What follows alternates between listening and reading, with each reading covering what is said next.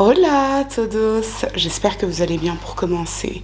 L'histoire que je vous propose aujourd'hui est un cold case qui a défrayé la chronique aux États-Unis dans les années 80. Elle a été adaptée à la télévision dans les années 90 avec la magnifique Shannen Doherty qui est décédée récemment. Du coup, cette vidéo fait partie de la longue liste des affaires que je vous ai faites qui ont été adaptées sous forme de téléfilms. Vous savez, les vieux téléfilms de TF1 ou de la 6 dans les années 90. Avant d'oublier, parce que je sais que je vais oublier de vous le dire sinon à la fin, et d'ailleurs n'hésitez pas à vous abonner à mon compte Instagram parce que c'est là que je poste, on va dire, mes mises à jour quand j'ai un empêchement pour vous publier une vidéo, etc. Il va y avoir une semaine où il n'y aura pas de vidéo, je ne sais pas quand est-ce que ce sera, parce que je dois me faire opérer, et ensuite je dois me rendre en Algérie pour des papiers. Donc je ne sais pas si c'est la deuxième semaine de septembre ou la dernière semaine du mois d'août où il n'y aura pas de vidéo, je sais pas, faut que je vois comment m'organiser. Donc voilà, mon Instagram, je vous le mets ici, comme ça vous pouvez vous abonner. Ce que je vous propose à présent, c'est de cesser les digressions ici et maintenant. Je vous laisse vous installer tranquillement, et puis je vous dis à tout de suite. I wanted to scream, shout, go to every house and say, look, we didn't do this. You know, someone did this to us. L'histoire se déroule aux États-Unis en 1988 dans la petite ville de Midlothian dans l'Illinois. Midlothian, c'est une petite ville de 14 000 habitants près de Chicago. C'est plutôt calme et c'est très familial. Cynthia de Walibi rencontre James Guest dans les années 70 à Chicago. Ils sont tous les deux adolescents et tombent fous amoureux l'un de l'autre. C'est ce qu'on peut appeler un amour de jeunesse. Un amour passionnel, toxique, ils ne s'entendent pas, ils se séparent fréquemment puis se remettent ensemble. Vous voyez le genre de relation. En mai 1981, alors qu'elle est âgée de 20 ans, Cynthia donne naissance à leur fille unique, Jacqueline Marie. Et peu après 7 années de relation instable, le couple se sépare définitivement. À partir de là, comme ça arrive très souvent malheureusement, le couple se déchire pour la garde de leur fille. Mais c'est finalement Cynthia qui obtient gain de cause devant les tribunaux, puisque James est un délinquant multirécidiviste qui n'a aucune stabilité. En 1982, Cynthia rencontre David de Walibi. C'est un réparateur d'ascenseurs de 25 ans, il est mature, et surtout il veut fonder son foyer.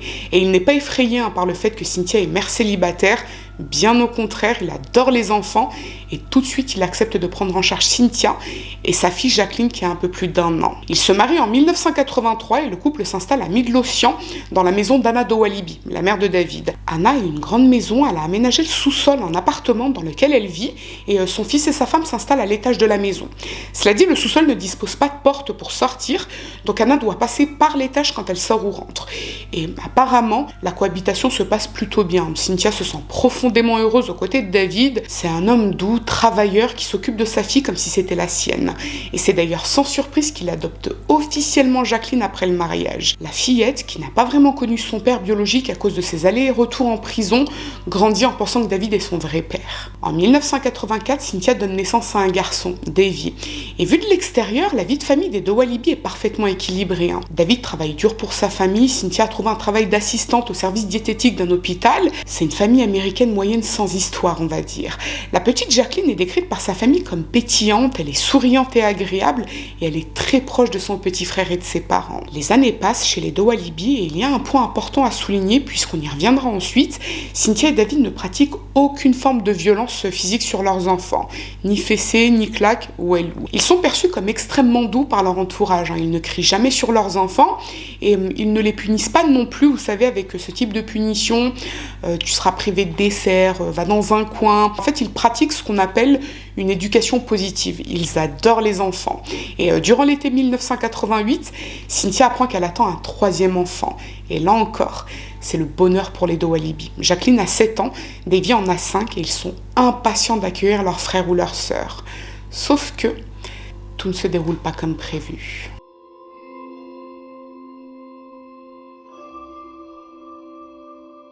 Le vendredi 9 septembre 1988, Cynthia sort manger au KFC de la ville avec ses 2 enfants. Leur père a prévu de passer la soirée de son côté au bowling avec des amis en ville. Et la soirée se passe très bien. Vers 21h20, David rentre chez lui. Sa femme et leurs 2 enfants sont là, ainsi que sa mère Anna et sa sœur Michelle. Peu après, Michelle et Anna partent. Anna a prévu de passer la soirée en ville avec des amis. Et la petite Jacqueline va dans sa chambre vers 22h30 pour lire un peu, avant d'aller dormir. David, quant à lui, va dormir.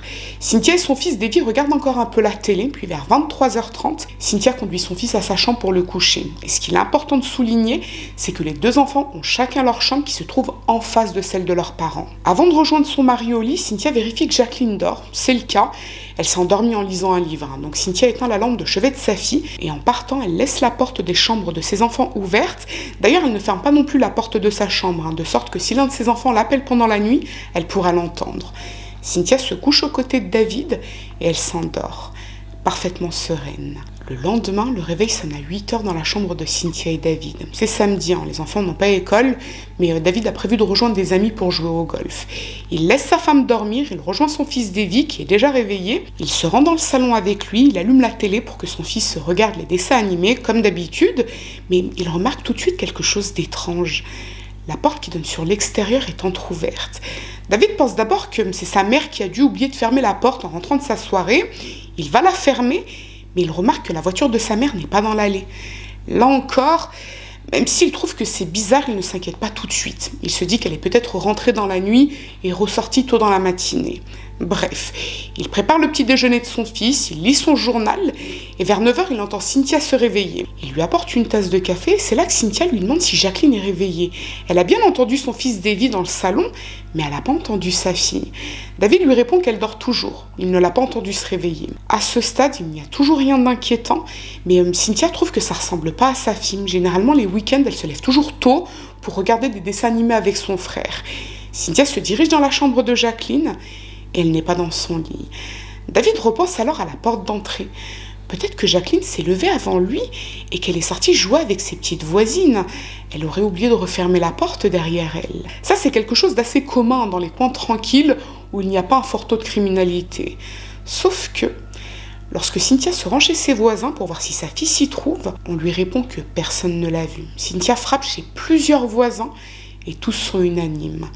Ils n'ont pas vu Jacqueline. Cynthia retourne chez elle complètement paniquée. Elle appelle ses belles-sœurs, elle appelle l'une de ses amies pour les prévenir et pour leur demander si l'une ou l'autre savent où pourrait se trouver sa fille. Elle appelle même au domicile de son ex-mari, mais elle n'obtient pas de réponse. Cynthia vérifie encore une fois la chambre de sa fille en pensant qu'elle s'est peut-être cachée sous son lit ou dans un placard. Et là, elle remarque quelque chose qui lui avait échappé. La couette de sa fille a également disparu. Jacqueline ne serait jamais sortie de chez elle avec sa couette, ça n'a aucun sens. David et Cynthia recherchent encore une fois dans toute la maison, aucune trace de la fillette. Ils font le tour du quartier en voiture, personne n'a vu Jacqueline. Entre-temps, Anna, la mère de David, rentre et on lui demande si elle sait où se trouve Jacqueline. Mais Anna n'en a aucune idée. Et d'ailleurs, ce n'est pas elle qui a oublié de refermer la porte en sortant, puisqu'elle n'est pas rentrée dans la matinée. Anna et David descendent à son appartement qui se trouve au sous-sol de la maison. Et dans la chambre d'Anna, il remarque que la vitre de la fenêtre est brisée. Ça laisse penser que la petite Jacqueline a été enlevée dans son lit au milieu de la nuit et que la personne qui l'a enlevée passait par la fenêtre de la chambre d'Anna. Cynthia et David préviennent la police à 10h26 et les recherches sont immédiatement lancées dans toute la ville. Et d'importants moyens sont mobilisés. Des plongeurs qui draguent un marécage à un pâté de maison du domicile des Dowalibi, des chiens renifleurs qui tentent de suivre l'odeur de la petite et même des hélicoptères. Mais aucune trace de Jacqueline. La police fait également appel à un négociateur spécialisé dans les demandes de rançon, puisqu'au départ on pense que la fillette a peut-être été enlevée pour demander une rançon. Bon, malheureusement on sait aujourd'hui que lorsqu'un enfant est enlevé, c'est rarement, si ce n'est jamais, pour demander une rançon. Et dans le cas présent, David est réparateur d'ascenseur, Cynthia est une simple employée dans un hôpital, donc c'est vrai qu'avec du recul, on peut penser que ça n'a pas de sens. Toujours est-il que l'affaire est aussitôt médiatisée. On est dans une petite ville tranquille, c'est quelque chose d'hors norme ce qu'il s'est passé. Et tous espèrent retrouver la fillette vivante. En tout cas, les autorités veulent y mettre les moyens. Et c'est là qu'entre en scène l'unité d'expertise médico-légale. Alors pour bien recontextualiser, les gars, on est quand même dans les années 80, dans une toute petite ville de l'Illinois. Donc autant vous dire qu'il n'y avait pas forcément de gros moyens. L'un des seuls indices dont dispose la police, c'est la fenêtre cassée au sous-sol. Et le technicien ne relève aucune empreinte, pas de fibre, rien. Cela dit, il remarque qu'il y a des toiles d'araignée aux deux extrémités, de la poussière sur le rebord de la fenêtre. Ça, c'est un premier détail troublant, puisque si le ravisseur est passé par là, ses vêtements ont forcément essuyé la poussière au passage. Et autre détail, le technicien n'a relevé aucune empreinte de pas devant la fenêtre. Là aussi, c'est bizarre. Autre point important, si le ravisseur est vraiment passé par là, il connaissait forcément la configuration de la maison puisque la chambre de Jacqueline se situe à l'opposé de l'appartement d'Anna. Et il y a des escaliers à emprunter. Donc il savait où se diriger sans faire le moindre bruit pour ne pas réveiller les parents. Cela dit, Cynthia apporte une information très importante aux enquêteurs. Elle leur explique que quelques années plus tôt, James, le père biologique de Jacqueline, a tenté de s'introduire chez eux pour enlever sa fille. Si ça, c'est pas une piste. Les autorités se lancent aussitôt à la recherche de James, mais ils réalisent très rapidement qu'il est incarcéré depuis le 23 mai en Floride, après avoir été condamné à 7 ans de prison pour une affaire d'agression sexuelle. Cette piste est définitivement écartée, et il n'y en a pas vraiment d'autres. Enfin, c'est surtout qu'il n'y a pas vraiment d'indices ou de pistes solides. Et c'est là que les enquêteurs se demandent si, finalement, Cynthia et David ne seraient pas impliqués dans la disparition de leur fille. Ils sont réinterrogés séparément, on leur demande ce qu'ils ont fait précisément le matin de la disparition de Jacqueline, et ils sont même soumis au test du polygraphe. Et ils le réussissent. Alors oui, je le précise souvent, c'est pas une science exacte, le détecteur de mensonges, mais à cette époque, c'était pris au sérieux par les services d'enquête. Quoi qu'il en soit, même si Cynthia et David ont réussi le test, les enquêteurs et le parquet sont convaincus que la piste familiale est à privilégier. Ça leur semble impossible qu'un inconnu se soit introduit chez eux pour enlever la petite, compte tenu de la configuration de la maison. Mais il leur faut des preuves. Et à ce moment-là, Cynthia et David ne se doutent pas un seul instant qu'ils sont les principaux suspects. Le 13 septembre, donc quelques jours après la disparition de Jacqueline, David est une nouvelle fois convoqué par les enquêteurs pour un second test du polygraphe.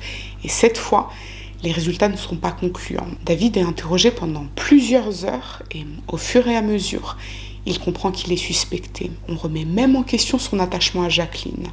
Après tout, il n'est pas vraiment son père. Et puis peut-être que la petite est morte accidentellement et qu'il a simplement caché son corps. Auquel cas, le mieux est qu'il dise où elle se trouve. Il ne sera pas condamné pour meurtre puisque c'est un accident. Mais David nie avoir fait quoi que ce soit à sa fille. Il n'y a jamais eu d'accident et il ne sait pas où elle se trouve. Là, un enquêteur tente le tout pour le tout afin d'obtenir des aveux. Il annonce à David qu'on vient de retrouver le corps de Jacqueline. Elle est morte. Il affirme qu'il y a même des preuves qui indiquent qu'il est l'auteur de ce meurtre, mais que s'il avoue, il aura des circonstances atténuantes. Bon, David comprend très vite qu'il s'agit d'un piège pour le faire avouer. Il leur dit que sa fille n'est pas morte, que c'est faux et qu'il n'a rien à voir avec sa disparition. Il ressort du commissariat, il rentre chez lui, mais à présent il sait qu'il est considéré comme le suspect numéro 1. Le lendemain, donc le 14 septembre, peu avant 18h, un riverain du nom de Michael Chapman se rend à sa voiture sur le parking de son lotissement à Blue Island. Ça se situe à environ 2 km du domicile des Dowalibi. Le parking est près d'une zone broussailleuse. Lorsque Michael s'approche de sa voiture, il sent une odeur nauséabonde en provenance de la broussaille. Il s'approche par curiosité et à 2 mètres du parking, il découvre le corps d'une petite fille enroulée dans une couette. Vous l'aurez compris, il s'agit de Jacqueline. La police arrive très rapidement sur place et même si le corps est en état de décomposition avancée, sa tête est même infestée d'asticots et d'insectes, Jacqueline est parfaitement reconnaissable. Et la couette dans laquelle elle est enroulée correspond à la description de la couette qui a disparu chez les Dowalibi. Jacqueline est allongée, face contre terre, elle porte toujours son pyjama, elle ne présente aucune blessure apparente au visage et sur le corps. Cela dit, il y a une corde enroulée autour de son cou et la culotte de la fillette repose à côté de ses pieds. Ce que les enquêteurs relèvent tout de suite, c'est qu'il n'y a aucune trace apparente de pas autour du corps de l'enfant. Des agents de police se rendent au domicile des Dowalibi, ils arrivent à 18h30, Cynthia est seule, et là on lui annonce la terrible nouvelle. 30 minutes après, David rentre chez lui, et c'est comme ça qu'il apprend, lui aussi, que sa fille est effectivement morte, puisqu'il n'y croyait absolument pas. Vous savez, pendant son interrogatoire, quand on lui avait dit « Écoute, ta fille est morte, on l'a retrouvée, c'est toi qui l'as tuée ». Donc là, les 2 parents s'effondrent, complètement terrassés par le chagrin. La nouvelle fait aussitôt le tour de la presse et c'est le choc dans la petite ville de Midlothian. Personne ne s'attendait à ce dénouement, du moins personne dans l'entourage proche de la famille. Après, bien sûr, compte tenu du fait qu'on a retrouvé la fillette sans sa culotte, on pense tout de suite à un crime sexuel. Le corps de Jacqueline est autopsié et là, le gros problème, c'est qu'on ne relève pas grand-chose d'exploitable. Le médecin légiste n'est pas parvenu à déterminer s'il y avait eu ou non agression sexuelle, puisque le corps était partiellement décomposé et infesté d'asticots. Cela dit, il n'a retrouvé aucune trace biologique dans les cavités intimes de la fillette. Et on n'a rien retrouvé non plus sur la culotte, si ce n'est un poil pubien. Et ce poil ne peut pas appartenir à Jacqueline, puisqu'elle est prépubère. On n'a rien retrouvé non plus sur la couette ou sur la chemise de nuit de la petite. Cela dit, ça ne signifie pas qu'elle n'a pas été agressée, puisque vous le savez comme moi, un pédo ne laisse pas forcément de traces de fluide lorsqu'il abuse d'un enfant. Et la cause de la mort est la suffocation, avec la corde retrouvée autour de son cou. Et la mort est estimée à la matinée du 10 septembre, soit quelques heures après son enlèvement. Et ça explique l'état de décomposition avancé, puisque si elle est morte le 10 et qu'ensuite son corps a mariné pendant 4 jours au soleil dans la zone broussailleuse, forcément la décomposition a été accélérée. Pour les enquêteurs, l'affaire prend un nouveau tournant. Jusqu'à présent, il était question d'un enlèvement. À présent, il s'agit d'un meurtre. Mais ils n'ont aucune piste, aucun indice, rien, si ce n'est leur intime conviction. David est l'auteur de ce meurtre. Et un témoignage vient conforter leur conviction. Everett Mann vit dans un appartement à Blue Island, près de l'endroit où le corps de Jacqueline a été retrouvé, et il raconte aux enquêteurs que le 10 septembre, vers 2h du matin, il a aperçu une Chevrolet Malibu garée près des broussailles. Et la voiture correspond au même modèle que le véhicule de David. Everett n'a pas pu distinguer la couleur du véhicule puisqu'il faisait nuit, il n'a pas bien vu le conducteur, il était de profil. Là, les enquêteurs lui montrent une planche de photos et ils désignent le profil de David en affirmant que c'est le même né. Le 19 septembre, la police fouille une nouvelle fois le domicile de la famille d'Owalibi à la recherche de preuves et le véhicule de David est réquisitionné. Il est analysé par la cellule scientifique, on ne retrouve rien, si ce n'est quelques cheveux correspondant à ceux de Jacqueline. Pour le procureur, ça ne constitue pas une preuve, quoi de plus normal que de retrouver les cheveux de Jacqueline dans la voiture de son père. Cela dit, les techniciens trouvent quelques traces de sang sur l'oreiller de Jacqueline, des traces vraiment minimes. Elles sont analysées, mais on ne parvient pas à déterminer qu'il s'agit bien du sang de Jacqueline, et surtout on ne parvient pas à savoir de quand datent ces traces de sang. Elle pourrait très bien dater de 6 mois ou 1 an. David et Cynthia, qui ont compris à présent que les soupçons sont focalisés sur eux, réalisent que l'enquête sur la mort de leur fille ne va pas aller plus loin. Elle va uniquement se concentrer sur eux, même si les analyses de la police ne donnent rien. Pourtant, le 27 septembre, le policier qui était intervenu au domicile de la famille d'Owalibi le matin du 10 septembre rend un deuxième rapport, complètement à charge cette fois. Il affirme que lorsqu'il a examiné la maison des d'Owalibi dans la matinée du 10 septembre, il y avait effectivement beaucoup de poussière sur le rebord de la fenêtre et que les morceaux de verre se trouvaient en fait à l'extérieur de la maison. Ça, ce sont des détails qu'il avait omis de préciser dans son premier rapport. Et avec ces nouvelles informations, ce que ça indique, c'est que la fenêtre a été cassée depuis l'intérieur, sinon les morceaux auraient atterri à l'intérieur. Et comme il y avait de la poussière sur le rebord, personne n'est passé par là. Donc, il n'y a pas eu d'effraction. Donc, la petite a été extraite de la maison par quelqu'un depuis l'intérieur. Donc, vous avez compris où je veux en venir. Pour le procureur, les preuves sont suffisantes, même si on n'a pas encore pu définir le mobile. Le 22 novembre, soit un peu plus de 2 mois après le meurtre de Jacqueline, David et Cynthia sont arrêtés et inculpés pour le meurtre de leur fille. Et même si la nouvelle choque la communauté de Midlothian, on s'y attendait quand même. Cela dit, la famille et l'entourage de David et Cynthia restent solidaires et 1 mois après leur arrestation, ils sont relâchés sous caution, grâce à l'apport financier de leur famille.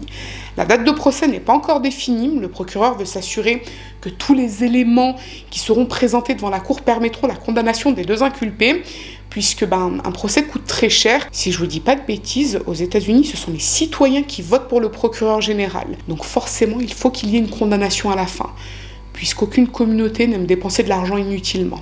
Logique. Toujours est-il que Cynthia donne naissance à une fille au printemps 1989, Carly. Et le bébé lui est retiré et il est aussitôt placé sous la tutelle de la mère de Cynthia.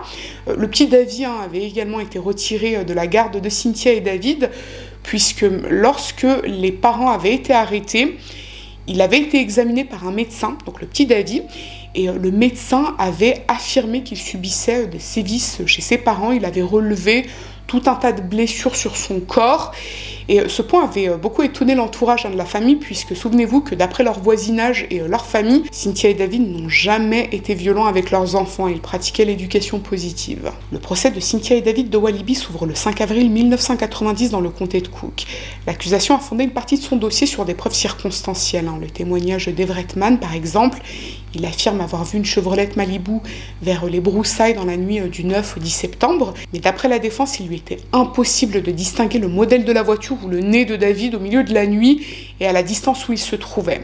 D'autant que lorsque la police lui a montré la planche avec les photos, vous savez, quand il a reconnu David, il s'avère qu'à ce moment-là, les officiers de police lui ont montré une planche avec la photo de David agrandie par rapport aux autres, ce qui pourrait expliquer la raison pour laquelle il a désigné David.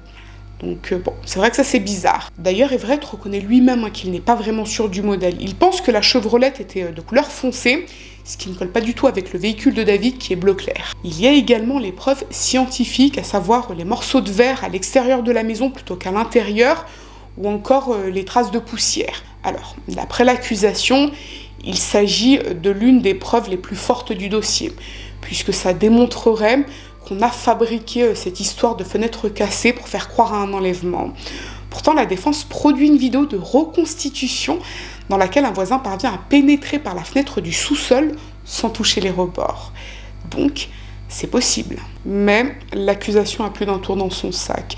Elle présente le témoignage assez étonnant d'un voisin des Doualibi qui affirme que les jours qui ont précédé la mort de Jacqueline, il a vu le petit Davy jouer avec une corde qui ressemble à celle retrouvée autour du cou de Jacqueline. Et après la découverte du corps, il n'a plus jamais revu cette corde. Ce qu'il est important de souligner quand même, c'est que durant le procès, on a émis plusieurs hypothèses. Dans la mesure où Jacqueline n'avait pas de terre sous ses pieds quand on l'a retrouvée, c'est qu'elle a forcément été portée de chez elle jusqu'au véhicule qu'il a ensuite déposé au milieu des broussailles. Jusque-là, vous me suivez. D'après l'accusation, personne n'est entré par effraction chez les Doualibi. Donc c'est forcément un membre de sa famille qui l'a tué. 3 personnes ont pu commettre ce crime du coup. Cynthia, David ou sa mère Anna. Anna avait présenté un alibi quand elle avait été interrogée. Elle est sortie rejoindre des amis dans un bar vers 22h, puis elle a passé la nuit avec un homme. Mais il y a un trou d'environ 2 heures entre le moment où elle a quitté le bar et le moment où elle a rejoint son amant. Un trou durant lequel on ne sait pas précisément ce qu'elle a fait, puisqu'aucun témoin n'a pu affirmer l'avoir vue à ce moment-là dans le bar ou à côté du bar. Cela dit, ce qu'il faut quand même préciser, c'est que c'est pas parce que personne n'a témoigné l'avoir vue qu'elle ne se trouvait pas dans le bar en fait. Elle peut très bien y avoir été aperçue par d'autres personnes, mais qui étaient fortement alcoolisées. D'où le fait que ces personnes ne se sont pas manifestées par la suite pour témoigner l'avoir vue. Voilà. Donc, voilà. Cynthia et David ont également un alibi, mais c'est un alibi qu'ils se fournissent mutuellement. David dit qu'il dormait avec sa femme et Cynthia dit qu'elle dormait avec son mari. Donc pour l'accusation, si l'un est coupable, l'autre l'est forcément, ou il est au moins complice pour la dissimulation du cadavre. Du côté de la défense, les avocats évoquent 2 autres pistes possibles. La première, c'est celle de la famille paternelle de Jacqueline. Son père James était en prison au moment du meurtre, c'est un fait, mais il a un jeune frère atteint de troubles mentaux qui pourrait avoir commis l'enlèvement. Timothy Guess. Timothy avait fourni un alibi aux enquêteurs. Il se trouvait dans un bar. Mais le problème, c'est que sur les 3 personnes qui lui ont fourni un alibi, 2 se sont ensuite rétractés. Et quand Timothy avait été interrogé par la police, il avait fourni des détails assez troublants sur l'aménagement de la famille des Doualibi, comme s'il y avait déjà mis les pieds. Ce qui n'est pas le cas d'après David et Cynthia, il n'est jamais rentré chez eux. Donc, comment pouvait-il connaître toutes ces informations ? La deuxième piste, celle qui semble la plus intéressante, c'est celle d'un cambrioleur et délinquant sexuel de 25 ans récemment condamné, Perry Hernandez. En septembre 1989, donc 1 an après le meurtre de Jacqueline, il a enlevé sa voisine de 7 ans au milieu de la nuit pour abuser d'elle. Et leur immeuble se trouva Blue Island. C'est l'endroit où le corps de Jacqueline a été retrouvé. Perry Hernandez est convoqué durant le procès pour témoigner, mais il invoque le 5e amendement. Et pour l'accusation, ça n'a rien à voir. Oui, ok, Perry a déjà violé une petite fille de 7 ans après l'avoir enlevée au beau milieu de la nuit. D'accord, la petite copine de Perry vivait à quelques pâtés de maison des Doualibi en 1988. Ok, le corps de Jacqueline a été retrouvé pas loin de son domicile.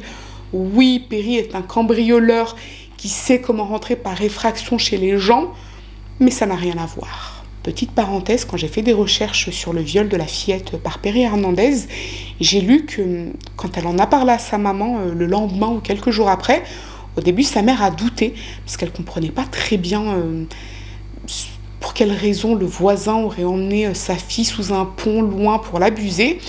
Et finalement, sa mère a déposé plainte parce qu'elle a fini par croire sa fille. Et c'est les policiers qui n'ont pas cru cette histoire. Et il a fallu que ce soit des membres de la famille de la fillette qui se rendent sous le pont et qui découvre la culotte de la petite pour que la police prenne enfin cette affaire au sérieux, que la plainte soit enregistrée et que Perry soit arrêté. C'est quand même délirant. Pour en revenir au procès, le juge décide finalement d'acquitter Cynthia le 2 mai, puisqu'il estime qu'il n'y a pas suffisamment de preuves contre elle. Après tout, ce n'est pas son nez qui a été reconnu par le témoin de l'accusation. Et le 3 mai, David est reconnu coupable du meurtre de Jacqueline. Il est condamné à 45 ans de prison. Il fait aussitôt appel. Et en octobre 1991, la Cour d'appel de l'Illinois annule sa condamnation pour insuffisance de preuves. Le procureur de Cook fait appel de cette annulation, mais son objection est rejetée en novembre. Dès sa sortie de prison, David retourne vivre avec sa femme et leurs 2 enfants, puisque Cynthia a pu les récupérer au mois de mars, soit près d'1 an après son acquittement. Et là encore, c'est terrible, puisqu'elle a été séparée de ses 2 enfants dès sa mise en inculpation en 1989, et il lui a fallu 2 ans pour les récupérer. 2 ans. La famille de Walibi a ensuite déménagé de Midlothian et changé d'identité pour ne pas être harcelée par la presse. Et 2 ans après, soit en janvier 1993, le bureau du procureur du comté de Cook annonce qu'une cellule d'enquêteurs s'intéresse dorénavant à la piste de l'oncle paternel de Jacqueline, Timothy Guess. Cela dit, cette piste ne donne rien, l'enquête ne mène nulle part malgré la pression de la communauté pour arrêter celui qui a tué cet enfant. Et cette affaire a vraiment bouleversé la région à l'époque. En plus du meurtre non résolu de la petite Jacqueline, ses parents avaient injustement été accusés, puis jugés. David avait été condamné, il a failli finir sa vie en prison alors qu'il n'y avait aucune preuve de son implication. Et c'est, je trouve, très bien expliqué dans le téléfilm qui est sorti en février 1996, Gone in the Night. C'est la magnifique Shannon Doherty qui joue le rôle de Cynthia et Kevin Dillon celui de David. Je vous préviens, le film est assez long et je vous l'épingle en espace commentaire. Il n'y a pas de quoi. À ce jour, cette affaire reste un cold case. Timothy Guess est mort en 2002. Quant à Perry Hernandez, je n'ai trouvé aucune information le concernant. Voilà tout pour l'histoire de Jacqueline de Walibi. Cette fillette de 7 ans enlevée dans son sommeil puis étranglée à mort une nuit de septembre 1988. Bon, et bien écoutez les gars, pour ma part, je pense que c'est Perry Hernandez qui a enlevé la petite. Vous savez, le pédo qui avait enlevé une gamine 1 an après le meurtre de Jacqueline. Et je pense que le bureau du procureur avait tout simplement peur de perdre toute sa crédibilité. Donc il a préféré en fait foncer sur Cynthia et David. Et je trouve que c'est une dinguerie quand on y pense parce que il faut vraiment être inhumain pour faire ça. Tu sais que tu es sur la mauvaise voie, tu sais que tu as inculpé les mauvaises personnes, mais tu forces le game quand même parce que tu as peur que ça entache ta carrière. Ouais, vraiment, moi, ça m'a trop peiné. Et vous savez ce que j'ai pensé? Je me suis dit, quand on réfléchit, la petite Jacqueline, elle a été enlevée, il n'y avait aucune preuve, rien, aucun indice qui aurait pu remonter à celui ou celle qui avait fait ça. Bon, là, en l'occurrence, c'était celui. Je me dis, 1 an après, quasiment jour pour jour, Perry Hernandez enlève une gamine et cette fois-ci, il se fait choper. C'est comme si, en fait, le destin avait voulu faciliter cette enquête, mais le procureur en a décidé autrement. Bon, bah écoutez, j'espère que les de Walibi ont pu, après ça, reprendre leur vie paisiblement. On n'a pas vraiment d'informations sur ce qui leur est ensuite arrivé. Je pense qu'ils ont voulu garder l'anonymat pour éviter d'être harcelés, parce que on sait que parfois la presse... c'est des forceurs, donc ils laissent pas les gens tranquilles. Mais vous, n'hésitez pas à mettre en espace commentaire ce que vous avez pensé de cette affaire. Est-ce que d'après vous, c'est Perry Hernandez ou est-ce que d'après vous, c'est David de Walibi? Je pense que certains pourraient croire que c'est effectivement David de Walibi, parce qu'il y avait quelques trucs pas nets, le coup de la fenêtre. Mais après, pour la fenêtre, en fait, le rapport du policier qui était intervenu la première fois, il était différent la deuxième fois. Donc moi, à partir du moment où ton rapport est différent la seconde fois, tu perds toute crédibilité à mes yeux. Donc moi, je ne crois pas ce qu'a dit ce policier. Il a simplement voulu aller dans le sens de l'enquête, dans le sens du parquet. Donc, il a adapté ses déclarations. Là aussi, je trouve que c'est une dinguerie, mais c'est comme ça. L'être humain est profondément mauvais. Franchement, pour survivre à ce monde et à la méchanceté de l'être humain, faut avoir un mental d'Imen Khelif. Voilà, maintenant ça va être ma référence, Imen Khelif. Enfin bref, écoutez, j'ai hâte de lire vos impressions en espace commentaire. Et puis, on verra quand est-ce que je posterai. pense, déjà ce qui est sûr, c'est que le 1er septembre, enfin la première semaine de septembre, il y aura forcément une vidéo. Mais c'est peut-être la dernière semaine du mois d'août qu'il n'y en aura pas, parce qu'en théorie, je pars en Algérie au mois de septembre. Mais je ne sais pas comment je vais organiser mes vidéos, parce que peut-être que quand je vous posterai des vidéos, je serai déjà... j'aurai déjà eu mon opération, etc. Mais ça sera des vidéos que j'aurai tournées à l'avance. Bon, je ne sais pas si je me suis fait comprendre, mais je pense que oui. Ce que je vous propose à présent, c'est que si cette affaire vous a intéressé, à défaut de vous avoir plu, n'hésitez pas à me mettre un petit j'aime sous la vidéo. Mais surtout, n'hésitez pas à vous abonner, c'est encore mieux. Je vous dis à très bientôt.